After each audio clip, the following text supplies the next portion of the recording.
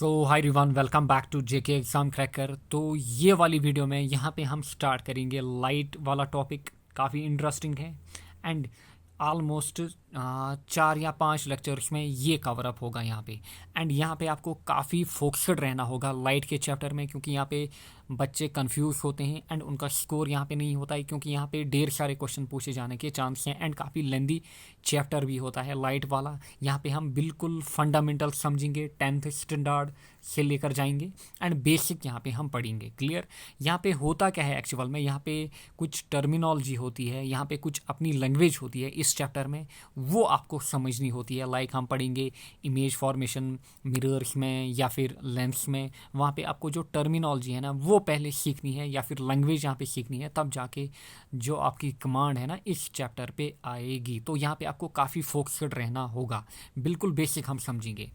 And मैं आपको बता दूं, जो लाइट होता है ना, लाइट का चैप्टर ये 2 पार्ट्स में डिवाइड होता है। एक होता है रे ऑप्टिक्स, दूसरा होता है wave. And 95% of the times जो क्वेश्चन फ्रेम होते हैं डिफरेंट कॉम्पिटिटिव एग्जाम्स में, वो होते हैं फ्रेम कहाँ पे, रे ऑप्टिक्स में। वेव वाला ऑप्टिक्स जो है ना कभी कभार टच किया जाता है and most of the times 95% जो डिफरेंट पेपर्स हैं, railway, staff selection, JKSSB, JKPSC, वहाँ पे आपको रे ऑप्टिक्स से ही क्वेश्चन पूछे जाएंगे। तो चलिए स्टार्ट करते हैं अपने लेक्चर को। यहाँ पे पहला या फिर पहली इंपॉर्टेंट टर्म जो आपको यहाँ पे याद रखनी है, दैट इज़ ऑप्टिक्स। ऑप्टिक्स होता क्या है? तो लाइट की स्टडी करना, यानी कि लाइट के डिफरेंट पैरामीटर्स हैं, लाइट की डिफरेंट प्रॉपर्टीज़ हैं, उनको स्टडी करना, वो कहलाता है ऑप्टिक्स। एंड ये 2 पार्ट्स में डिवाइड होता है, one is ray optics and another is wave optics. And अभी मैंने आपको मेंशन किया कि हमारा जो मेन फोकस रहेगा that will be on ray optics. अब रे ऑप्टिक्स में होता क्या है, यहाँ पे जो लाइट प्रोपागेट करती है, हम इसको यहाँ पे ट्रीट करते हैं एज अ रे। क्लियर? इसीलिए रे ऑप्टिक्स बोला जाता है। And wave optics, wave optics में इसकी प्रोपागेशन को हम ट्रीट करते हैं एज वेव एंड रे में हम करते हैं एज यहाँ पे रे, यानी कि जो लाइट है वो ट्रेवल करती है इन दी फॉर्म ऑफ रे। यहाँ पे देखिए ये है सन, यहाँ पे देखिए डिफरेंट रेज आ रही हैं। क्लियर? यानी कि हम यहाँ पे क्या मानते हैं, हम मानते हैं कि जो लाइट आ रही है फ्रॉम सन, ये आ रही है इन दी फॉर्म ऑफ रेज। अब रे क्या होती है? रे होती है कोई भी इमेजिनरी लाइन जिसको हम ड्रा करते हैं इन दी डायरेक्शन ऑफ लाइट, यानी कि जिस डायरेक्शन में लाइट ट्रेवल कर रही है इसी डायरेक्शन में हम इसको यहाँ पे मानते हैं। क्लियर? तो ये होती है रे की बेसिक डेफिनेशन। लाइक यहाँ पे टॉर्च देखिए, टॉर्च कुछ यूँ यहाँ पे लाइट का बीम या फिर रे यहाँ पे निकालती है, तो इन दी डायरेक्शन ऑफ लाइट हम ड्रा करते हैं किसको, रे को। काफ़ी बेसिक, काफ़ी सिंपल है यहाँ पे। नेक्स्ट टर्म जो है यहाँ पे दैट इज़ फोटोमेट्री। अब फोटोमेट्री क्या होती है? फोटोमेट्री होती है मेजरमेंट ऑफ लाइट एनर्जी, यानी कि लाइट को मेजर करना। अब देखिए यहाँ पे लाइट जो है ना इसको हम डायरेक्टली मेजर नहीं कर पाते हैं, ये अपने दिमाग में रखिए। यानी कि लाइट जो है ना इसको हम डायरेक्टली मेजर नहीं कर पाते हैं। आपने फंडामेंटल यूनिट्स पढ़े होंगे या फिर डेराइव्ड यूनिट्स पढ़े होंगे। फंडामेंटल यूनिट्स हो गया लाइक मैथ्स हो गया। क्लियर? मैथ्स को हम केजीज में मेजर करते हैं। क्लियर? देन यहाँ पे लेंथ, क्लियर, लेंथ को हम मीटर्स में मेजर करते हैं। टाइम हो गया, टाइम को हम सेकंड्स में मेजर करते हैं। तो ये है फंडामेंटल क्वांटिटीज़। अब जो लाइट है ना, लाइट को हम डायरेक्टली मेजर नहीं कर पाते हैं। लाइट की कुछ प्रॉपर्टीज़ होती हैं जो भी यहाँ पे मेंशन की गई है, इनको मेजर किया जाता है। क्लियर? इनको क्या किया जाता है? इनको मेजर किया जाता है। यानी कि लाइट को हम डायरेक्टली मेजर नहीं कर पाते हैं, हम लाइट की डिफरेंट प्रॉपर्टीज़ को मेजर करते हैं जो कि यहाँ पे मेंशन की गई है। क्लियर? एंड मोस्ट इम्पॉर्टेंट जो आपको यहाँ पे याद रखनी है, पहला जो आप याद रखेंगे दैट इज़ ल्यूमिनस इंटेंसिटी। काफ़ी बार डिफरेंट पेपर्स में पूछा जा चुका है कि what is the unit of luminous intensity. And luminous intensity किसके रिगार्डिंग है? लाइट के रिगार्डिंग है। एंड इसको हम मेजर करते हैं किसमें? कैंडिला में। आपने देखा होगा कि जो ल्यूमिनस इंटेंसिटी है ये भी कौन सी कैटेगरी में आती है? ये भी फंडामेंटल क्वांटिटीज़ की कैटेगरी में आती है। काफ़ी इंपॉर्टेंट है, ये भी याद रखिएगा कि जो ल्यूमिनस इंटेंसिटी क्वांटिटी है या फिर प्रॉपर्टी है, ये किस में आती है? ये आती है फंडामेंटल क्वांटिटीज़ में। एंड इसका जो यूनिट होता है दैट इज़ कैंडिला, यानी कि इन टर्म्स ऑफ कैंडिला हम इसको क्या करते हैं? मेजर करते हैं। नेक्स्ट जो आप यहाँ पे इंपॉर्टेंट याद रखेंगे that is luminous flux. Clear? Luminous flux का जो यूनिट है दैट इज़ ल्यूमन। इसको भी काफ़ी बार डिफरेंट पेपर्स में लाइक JKSSB हो गया, वहाँ पे पूछा जा चुका है। तो ऑलमोस्ट यहाँ पे मैं मेंशन करता हूँ luminous flux, luminous intensity and यहाँ पे ल्यूमिनस एफिशिएंसी, इन तीन को आप याद रखिएगा। क्लियर। ल्यूमिनस एफिशिएंसी को हम मेजर करते हैं ल्यूमन पर वाट में, तो इन तीन को आप याद रखिएगा, बाकी को आप यहाँ पे छोड़िएगा। क्लियर। इन तीनों से ही आपका क्वेश्चन बनेगा अगर यहाँ से क्वेश्चन पूछा गया। नेक्स्ट है यहाँ पे assumptions इन रे ऑप्टिक्स। तो रे ऑप्टिक्स में हम ये मान के चलते हैं जो लाइट है ना वो ट्रैवल करती है इन ए स्ट्रेट लाइन, यानी कि जो लाइट है ना वो किसी स्ट्रेट लाइन में ट्रैवल कर रही है, इस डायरेक्शन में या फिर इस डायरेक्शन में या फिर इस डायरेक्शन में या फिर इस डायरेक्शन में, डायरेक्शन कोई भी हो, बट यहाँ पे एजम्पशन क्या है कि लाइट जो है ना वो स्ट्रेट लाइन में यहाँ पे ट्रैवल करेगी। ये हम एज्यूम करते हैं कहाँ पे, रे ऑप्टिक्स में। यानी कि जितनी भी हमारी स्टडी होगी हम ये मान के चलेंगे कि जो लाइट है वो ट्रैवल करेगी इन अ स्ट्रेट लाइन। एंड इसी को क्या बोला जाता है, इसी को बोला जाता है rectilinear propagation of light.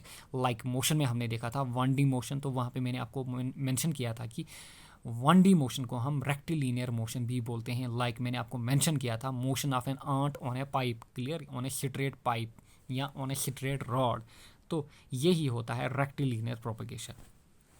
Next है लाइट की डेफिनेशन। अब लाइट क्या होती है, लाइट होती है form of energy, and form of energy कहाँ पे यूज़ होती है, जो कि हमें अलाउ करती है जो डिफरेंट ऑब्जेक्ट्स हैं ना उनको देखने में। क्लियर, हर एक को पता होगा।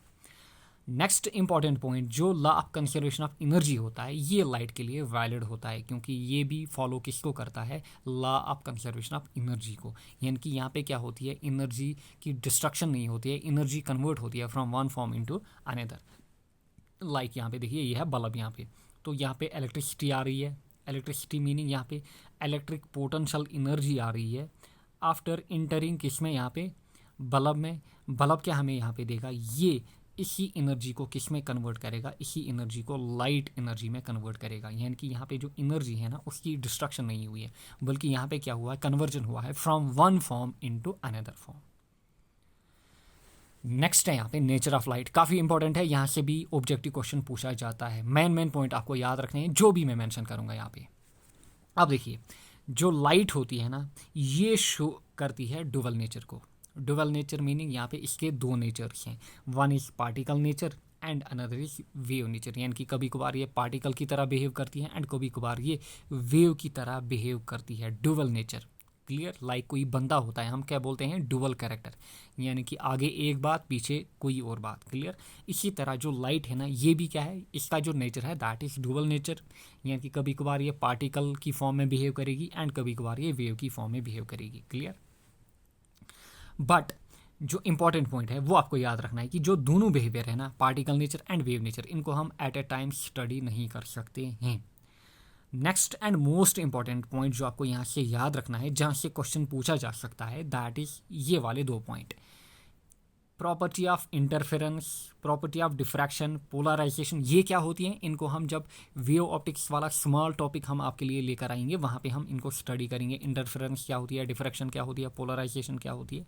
तो ये जो प्रॉपर्टीज़ है ना, इंटरफेरेंस, डिफ्रैक्शन, पोलराइजेशन, फिलहाल इनको आप यहाँ पे रट्टा याद रखिएगा। तो ये किसको शो करती है, ये शो करती है वेव नेचर को। आपसे डायरेक्ट क्वेश्चन पूछा जाएगा कि प्रॉपर्टी ऑफ पोलराइजेशन किस नेचर को शो करती है, डिफ्रैक्शन, इंटरफेरेंस, क्लियर, या फिर रिफ्लेक्शन। तो वहाँ पे आपको डिफरेंट ऑप्शन दिए जाएंगे एंड वहाँ पे आपको चूज़ करना होगा। तो इंटरफेरेंस, डिफ्रैक्शन, पोलराइजेशन, ये तीन प्रॉपर्टीज़ जो है ना ये शो करती हैं वेव नेचर। यानी कि लाइट जो है ना वो ट्रैवल करती है किसमें, इन दी फॉर्म ऑफ वेव, यानी कि वो वेव की तरह बिहेव करती है, कौन, लाइट। एंड इसको एक्सप्लेन कौन करता है, वेव थ्योरी। अब वेव थ्योरी क्या है उतने डेप्थ में यहाँ पे हमें नहीं जाना है। क्लियर, नेक्स्ट है यहाँ पे जो फोटो इलेक्ट्रिक इफेक्ट होता है। क्लियर, ये किसको शो करता है, ये शो करता है पार्टिकल नेचर को। यानी कि पार्टिकल नेचर को शो करता है photo electric effect, P for particle nature and P for यहाँ पे फोटो इलेक्ट्रिक इफेक्ट, याद रखिएगा। देन इंटरफेरेंस, डिफ्रैक्शन, पोलराइजेशन, ये शो करते हैं वेव नेचर को। एंड इनको हमें पढ़ना भी होता है कहाँ पे, वेव ऑप्टिक्स में, इन प्रॉपर्टीज़ को। एंड इसको एक्सप्लेन कौन करता है, क्वांटम थ्योरी, किसको, फोटो इलेक्ट्रिक इफेक्ट को या फिर पार्टिकल नेचर को। तो यहाँ से आपके क्वेश्चन बनेंगे। क्लियर, तो याद रखिएगा लाइट क्या शो करती है, लाइट शो करती है dual nature, and dual nature meaning particle nature and wave nature. Particle nature को कौन सी प्रॉपर्टी डिफाइन करती है एंड वेव नेचर को कौन सी प्रॉपर्टी डिफाइन करती है, ये आपको याद रखना है। नेक्स्ट है यहाँ पे प्रॉपर्टीज ऑफ लाइट, काफ़ी इंपॉर्टेंट है, यहाँ से भी क्वेश्चन पूछा जा चुका है। अब जो लाइट होती है it is an electromagnetic wave. Electromagnetic spectrum हमने देखा कहाँ पे, वेव्स के टॉपिक में।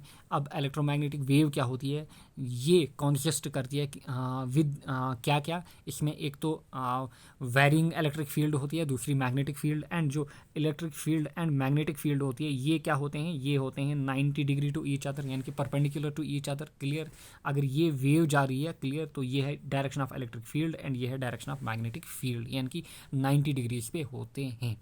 एंड इसीलिए हम बोलते हैं जो लाइट है ना it is transverse in nature. Clear, क्योंकि ये क्या है, ये है एक electromagnetic wave. And electromagnetic waves को हमने कैटेगराइज किया था किन में, ट्रांसवर्स वेव्स में भी। क्लियर। नेक्स्ट जो लाइट है ना इसमें भी आपको क्या मिलेगा, एनर्जी एंड मोमेंटम। अब मोमेंटम क्या होता है, ऑलरेडी हमने पढ़ा था, मोमेंटम होता है product of mass into velocity. Clear. Next important point जो स्पीड ऑफ लाइट है ना कहाँ पे, वैक्यूम में, इसको हम डिनोट करते हैं बाय सी। एंड ये कितना होता है, इट इज़ 3 × 10⁸ मीटर पर सेकेंड। 3 × 10⁸ मीटर पर सेकेंड, काफ़ी इंपॉर्टेंट है, काफ़ी बार इसको पूछा जा चुका है कि स्पीड ऑफ लाइट कहाँ पे, वैक्यूम में। एंड इसको हम डिनोट करते हैं बाय सी, यानी कि सी इज इक्वल टू 3 × 10⁸ मीटर पर second. Next and most important, clear, ये है मोस्ट इंपॉर्टेंट प्रॉपर्टी यहाँ पे, फोर्थ, ज्यूरिंग रिफ्लैक्शन। जब भी रिफ्लेक्शन होती है लाइट में डिफरेंट प्रॉपर्टीज ऑकर करती हैं, रिफ्लैक्शन, रिफ्रैक्शन, क्लियर, इंटरफेरेंस वगैरह। क्लियर, डिफ्रैक्शन हो गई। तो मेन जो हमारा टॉपिक रहेगा that will be reflection and refraction. Clear. अब ज्यूरिंग रिफ्लेक्शन क्या होता है, रिफ्लेक्शन होता है अगर ये लाइट आ रही है, क्लियर, तो अगर लाइट यूँ आ रही है तो जब यहाँ पे ये टच करेगी ये कुछ यूँ रिफ्लेक्ट होगी।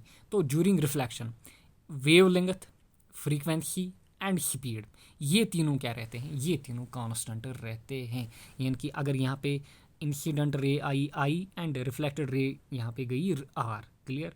तो जो इंसिडेंट रे है ना, अगर इसकी वेवलेंथ है लैम्डा तो आफ्टर रिफ्लेक्शन ये लैम्डा ही रहेगी। अगर इसकी फ्रीक्वेंसी है एफ तो आफ्टर रिफ्लेक्शन जो फ्रीक्वेंसी है ना वो एफ ही रहेगी। एंड स्पीड भी जो है वो कांस्टेंट यहाँ पे रहेगी। तो ये चीज़ें आपको याद रखनी है, काफ़ी इंपॉर्टेंट है, इनको काफ़ी बार डिफरेंट पेपर्स में पूछा जा चुका है। बट ज्यूरिंग रिफ्रैक्शन, अब रिफ्रैक्शन क्या होता है, रिफ्रैक्शन जनरली होता है अगर बाहर एक मीडियम है अंदर दूसरा मीडियम है। क्लियर। एंड जो लाइट यहाँ पे आती है वो अंदर यहाँ पे जाती है एंड उसमें कुछ यहाँ पे बेंडिंग होती है। क्लियर। बट अंदर यहाँ पे जाती है, यानी कि डिफरेंट मीडियम्स में इंटर करती है। रिफ्लेक्शन में क्या होता है आगे जाकर हम अच्छे से समझेंगे, बट अभी के लिए ये चीज़ें आप याद रखिए। रिफ्लेक्शन में क्या होता था, रिफ्लेक्शन में यहाँ पे लाइट आ रही थी मीडियम 1 में एंड मीडियम 1 में ही ये रिफ्लेक्ट बैक हो रही थी। बट रिफ्रैक्शन में क्या होता है, रिफ्रैक्शन में लाइट एक मीडियम से आती है एंड दूसरे मीडियम में यहाँ पे इंटर करती है। क्लियर। अब ज्यूरिंग रिफ्रैक्शन क्या होता है, जो फ्रीक्वेंसी है ना, खाली फ्रीक्वेंसी यहाँ पे कांस्टेंट रहती है। अगर यहाँ पे है फ्रीक्वेंसी f1 तो मीडियम 2 में अगर हम देखें आफ्टर रिफ्रैक्शन जो फ्रीक्वेंसी होगी that will be still f1, that will be still f1। And wavelength जो है ना वो यहाँ पे चेंज होगी, स्पीड ऑफ लाइट भी यहाँ पे चेंज होगी ऑब्वियसली, क्योंकि लाइट इंटर कर रही है फ्रॉम मीडियम 1 टू मीडियम 2। तो ये चीज़ें आपको याद रखनी है, काफ़ी इंपॉर्टेंट है। लास्ट दो यहाँ पे प्रॉपर्टीज़, प्रॉपर्टी 4 एंड प्रॉपर्टी 5, क्योंकि इनको बारंबार डिफरेंट पेपर्स में पूछा जा चुका है। नेक्स्ट है यहाँ पे सोर्स ऑफ लाइट। अब जो लाइट है ना इसके डिफरेंट सोर्स होते हैं, वी ऑल नो दैट, हर एक को पता होगा, luminous source and non luminous source. Luminous source कौन सोर्स होते हैं, जो अपनी लाइट जो है ना उसको खुद इमिट करते हैं, उनको हम बोलते हैं ल्यूमिनस सोर्स। लाइक सन हो गया, स्टार्स हो गए, इलेक्ट्रिक लैंप हो गया, कैंडल, तो ये अपनी लाइट को यहाँ पे खुद इमिट करते हैं, यानी कि इनको दूसरे ऑब्जेक्ट की नीड नहीं पड़ती है। नॉन ल्यूमिनस सोर्स की अगर हम बात करें, जो सोर्स अपनी लाइट को खुद इमिट नहीं कर पाते हैं, लाइक वॉल हो गया, चेयर होगी, बुक होगी, डिफरेंट ऑब्जेक्ट्स यहाँ पे आएंगे, तो इनको हम क्या बोलेंगे, इनको हम नॉन ल्यूमिनस सोर्स बोलेंगे। ज़्यादा डिफिकल्ट नहीं है, बेसिक है यहाँ पे। Next and most important point जो आपको याद रखना है, जहाँ से क्वेश्चन पूछा जा चुका है कि मून जो होता है, मून किस कैटेगरी में आता है, it is a non luminous source. Clear, क्योंकि मून के पास अपनी लाइट नहीं होती है एंड मून हमें इसीलिए दिखता है due to reflection from sunlight. काफ़ी बार डिफरेंट पेपर्स में ये क्वेश्चन पूछा जा चुका है, स्पेशली अगर हम KS की बात करें, JKPSC की बात करें, तो वहाँ पे काफ़ी बार ये क्वेश्चन पूछा जा चुका है कि जो मून है ना मून में लाइट आती है, यानी कि मून हमें विजिबल होता है, वो किस कारण होता है? वो होता है due to reflection from sun. तो ये याद रखिएगा। नेक्स्ट यहाँ पे समझते हैं कुछ इंपॉर्टेंट टर्म्स यहाँ पे। तो देखिए, ये है यहाँ पे ट्रांसमिशन, यानी कि वेव आ रही है एंड डायरेक्टली यहाँ पे इंटर हो रही है, इसको हम बोलते हैं ट्रांसमिशन। ये है यहाँ पे रिफ्लेक्शन। तो देखिए, बाहर है मीडियम 1 एंड अंदर है मीडियम 2। यहाँ पे रिफ्लेक्शन में होता क्या है, ये जो रे आ रही है ना, इसको हम बोलते हैं इंसिडेंट रे, जो आ रही है आई। एंड जो रे यहाँ पे आफ्टर यहाँ पे हिटिंग दी वॉल या फिर हिटिंग दी मीडियम 1 जो रिफ्लेक्ट बैक हो रही है, इसको हम बोलते हैं रिफ्लेक्टेड रे। क्लियर? तो देखिए, रिफ्लेक्शन कहाँ पे होती है? रिफ्लेक्शन एक ही मीडियम में होती है, यानी कि यहाँ पे दो मीडियम्स इन्वॉल्व नहीं होते। अब रिफ्रैक्शन देखिए, रिफ्रैक्शन में ये आई इंसिडेंट रे एंड ये गई रिफ्रैक्टेड रे, यानी कि मीडियम 1 एंड मीडियम 2, यानी कि अगर बाहर ईयर है, अंदर है यहाँ पे वाटर। क्लियर? नेक्स्ट है डिफ्रैक्शन। डिफ्रैक्शन में देखिए, ये जो लाइट आ रही है ना, ये यहाँ पे स्प्रेड हो रही है। क्लियर? बट स्प्रेड किस डायरेक्शन में हो रही है? एक ही डायरेक्शन में स्प्रेड हो रही है, जिस डायरेक्शन में यहाँ पे लाइट आ रही है। नेक्स्ट है यहाँ पे एब्जॉर्प्शन। तो एब्जॉर्प्शन में क्या होता है? देखिए, ये है कोई सरफेस, यहाँ पे देखिए, ये कोई सरफेस, यहाँ पे लाइट आ रही है या फिर लाइट एनर्जी आ रही है।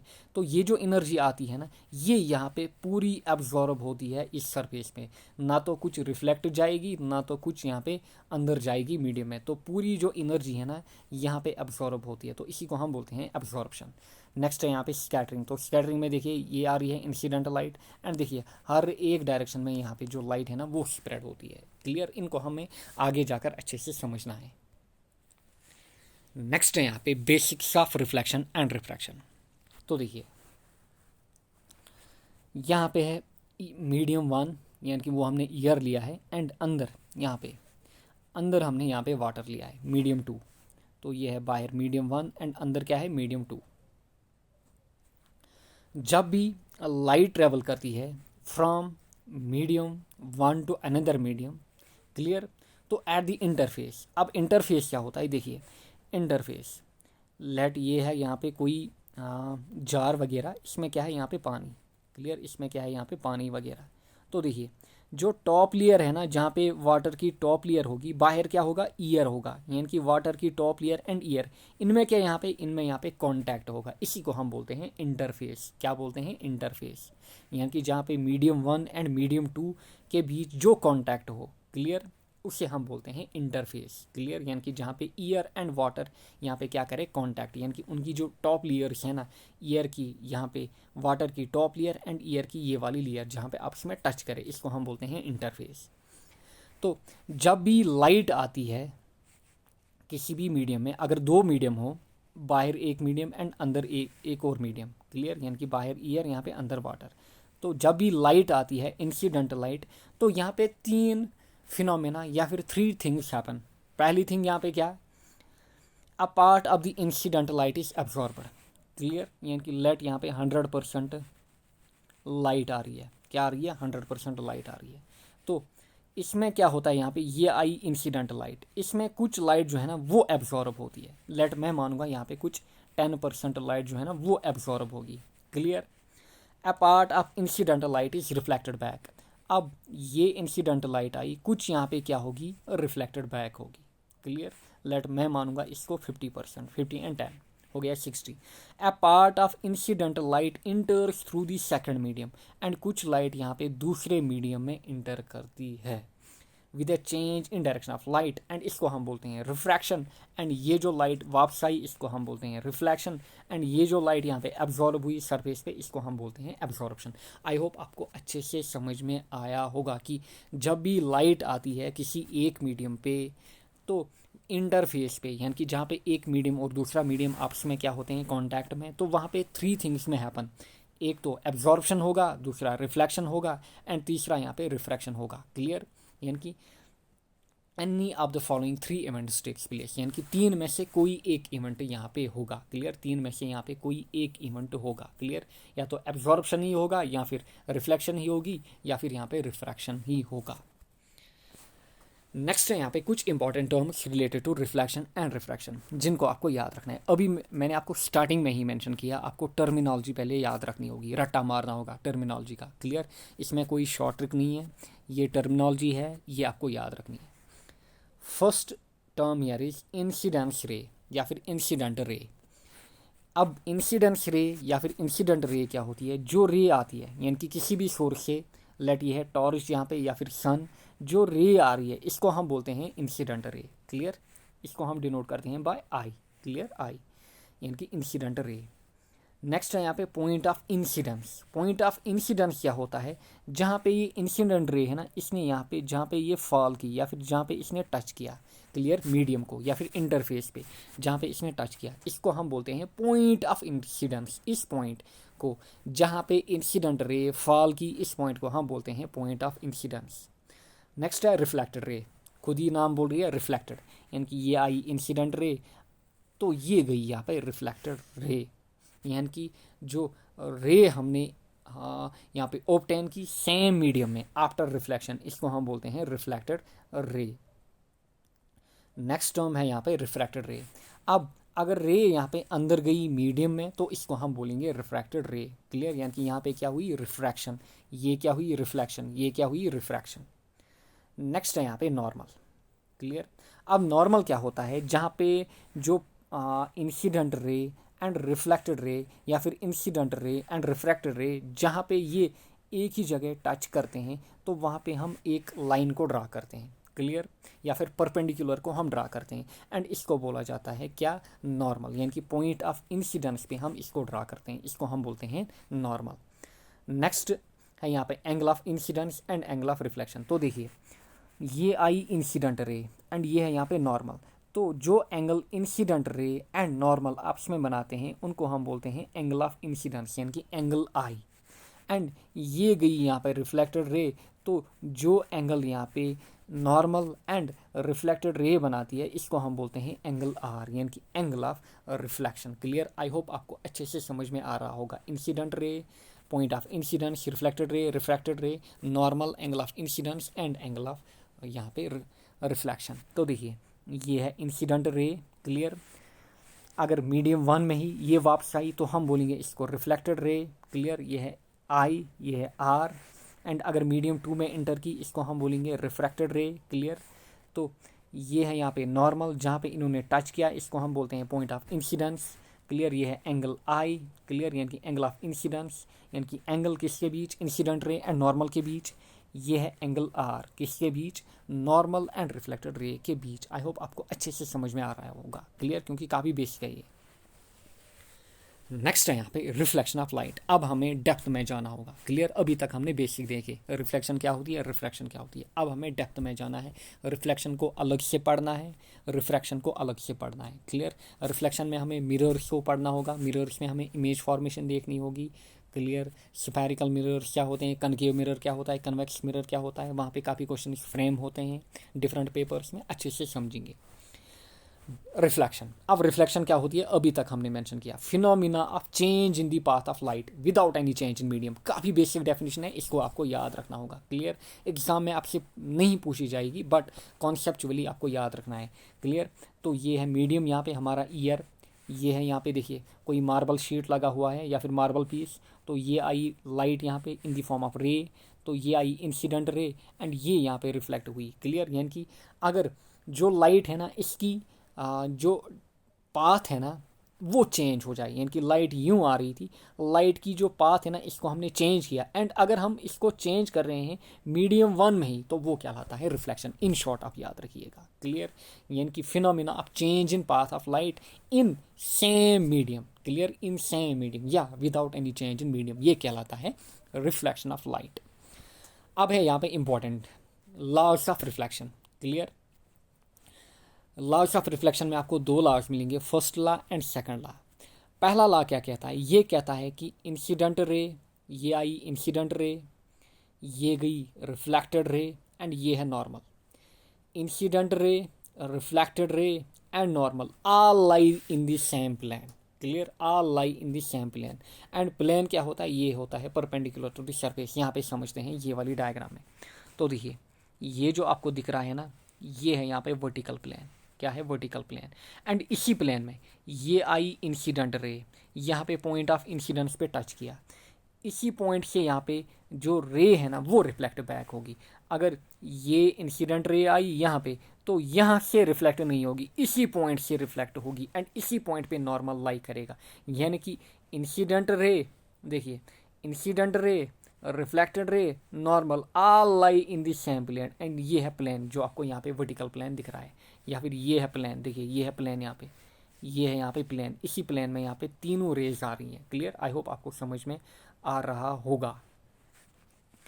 ये है पहला लॉ, यानी कि incident ray, reflected ray, normal all lie in the same plane, यानी कि एक ही पॉइंट से जाकर सभी यहाँ पे निकलेंगी। यानी कि incident ray I, point of incidence पे टच किया एंड इसी पॉइंट के थ्रू यहाँ पे रिफ्लेक्टेड रे निकलेगी एंड यहाँ से नॉर्मल हमारा ड्रा होगा।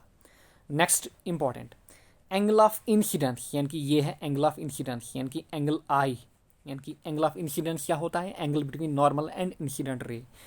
Angle of incidence is always equal to angle of reflection.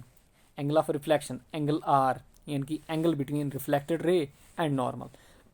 तो एंगल I जो होता है it is always equal to angle R। तो ये हैं two basic laws of reflection. पहला law, incident ray, reflected ray, normal all lie in the same plane. Second law, incident angle या फिर angle of incidence and angle of reflection are equal. तो ये चीज़ें आपको याद रखनी है। नेक्स्ट है यहाँ पे केस ऑफ नो रिफ्लेक्शन। देखिए केस ऑफ नो रिफ्लेक्शन कब होता है, देखिए ये है कोई सरफेस, यहाँ पे जब भी लाइट जो है ना वो नॉर्मली फॉल करेगी। अभी तक हम देख रहे थे कि जो लाइट आ रही थी वो किसी एंगल पे आ रही थी, किसी भी सरफेस पे या फिर किसी भी मीडियम पे, तो या तो रिफ्लेक्ट बैक हो रही थी या तो इंटर कर रही थी। क्लियर। अब अगर लाइट जो है ना वो नॉर्मल आए, नॉर्मल मीनिंग यहाँ पे परपेंडिकुलर टू सरफेस आए। क्लियर, ये आ रही है लाइट यहाँ पे, तो लाइट यूँ आएगी एंड इसी डायरेक्शन में यहाँ पे रिफ्लेक्ट बैक होगी। इसको हम बोलते हैं केस ऑफ नो रिफ्लेक्शन, यानी कि यहाँ पे आपको रिफ्लेक्शन नहीं दिखेगा। क्लियर, यानी कि जब भी लाइट क्या आएगी, नॉर्मली आएगी किसी भी सरफेस पे, तो ये जो लाइट यूँ आ रही है तो ये इसी डायरेक्शन में वापस यहाँ पे जाएगी। या फिर हम बोलेंगे इस केस में जो एंगल आई होता है that is equal to angle r is equal to angle is equal to 0 degree. Clear, तो ये भी याद रखिएगा। एक तो नॉर्मल, यानी कि केस ऑफ नो रिफ्लेक्शन आपको कब दिखेगा, जब जो लाइट है ना वो किसी भी सरफेस पे क्या आ रही है, नॉर्मल आ रही है। क्लियर। या फिर हम बोलेंगे जो एंगल ऑफ इंसिडेंस है that is equal to angle of reflection that is equal to 0 degree angle यहाँ पे बन रहा है। तो आई होप आपको यहाँ पे जो बेसिक्स है ना वो अच्छे से समझ में आए होंगे। एंड जितना हम आगे जाएंगे उतनी जो आपकी ग्रिप है ना वो यहाँ पे धीरे धीरे बढ़ेगी। तो यहाँ पे ये वाले टॉपिक के रिलेटेड कुछ आए हुए इंपॉर्टेंट MCQs देखेंगे। पहला क्वेश्चन यहाँ पे, विच of the following quantity doesn't remain constant in reflection. तो रिफ्लेक्शन में हमने देखा था जब भी रिफ्लेक्शन होती है तो रिफ्लेक्शन में क्या होता है, अगर लिम्डा है यहाँ पे लिम्डा 1 तो ये लिम्डा 1 ही होगा, यानी कि वेव लेंथ यहाँ पे सेम रहेगी। अगर फ्रीक्वेंसी है F1 तो फ्रीक्वेंसी F1 ही रहेगी। वेलोसिटी अगर V1 आ रही है V1 ही रहेगी। तो यहाँ पे नन, यानी कि इनमें से यहाँ पे कोई भी चेंज नहीं होता है, तीनों यहाँ पे कॉन्स्टेंट रहते हैं। Next, moon is visible due to. तो मून विजिबल होता है, ये किस कारण होता है, तो ये मेनली होता है due to reflection from sun. Next, the SI unit of luminous intensity is. तो SI यूनिट किसका, ल्यूमिनस इंटेंसिटी का। क्या होता है, कैंडिला। आपने काफ़ी बार पढ़ा होगा। Next, which of the following is not true about light wave. तो लाइट वेव के रिगार्डिंग यहाँ पे कौन सी स्टेटमेंट ट्रू नहीं है। पहला, it is a transverse wave, बिल्कुल। Next, it is a non mechanical wave. Clear. Next, it is a longitudinal wave. तो लॉन्गिट्यूडनल वेव नहीं होती है, कौन, लाइट वेव्स। तो ऑलरेडी हमने देखा था लॉन्गिट्यूडनल वेव्स क्या होती है, ट्रांसवर्स वेव्स क्या होती है। जब वेव्स के टॉपिक हमने पढ़े थे, नॉन मैकेनिकल वेव्स क्या होती है, इलेक्ट्रोमैग्नेटिक वेव भी होती है, नॉन मैकेनिकल भी होती है एंड ट्रांसवर्स भी होती है, काफ़ी इंपॉर्टेंट है। Next, on which theory nature of light depends. Option A wave theory, option B particle theory, option C both and B and none. तो हमने देखा था जो लाइट है ना, क्लियर, तो लाइट हमें क्या शो करती है, एक तो पार्टिकल नेचर एंड दूसरा यहाँ पे वेव नेचर। क्लियर, तो wave theory and particle theory दोनों पे डिपेंडेंट है। Clear. Next and last question, light is said to have dual nature because.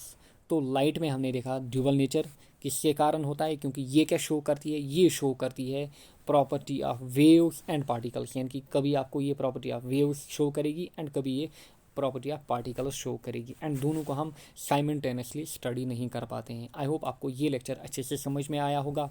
बने रहिए लेक्चर सीरीज़ में, एंड ऑलमोस्ट 3 या 4 लेक्चर्स में आने वाले जो लेक्चर होंगे वहाँ पे लाइट को हम यहाँ पे समाप्त करेंगे। क्लियर? तो till then take care, bye bye, अच्छे से पढ़ते रहिए।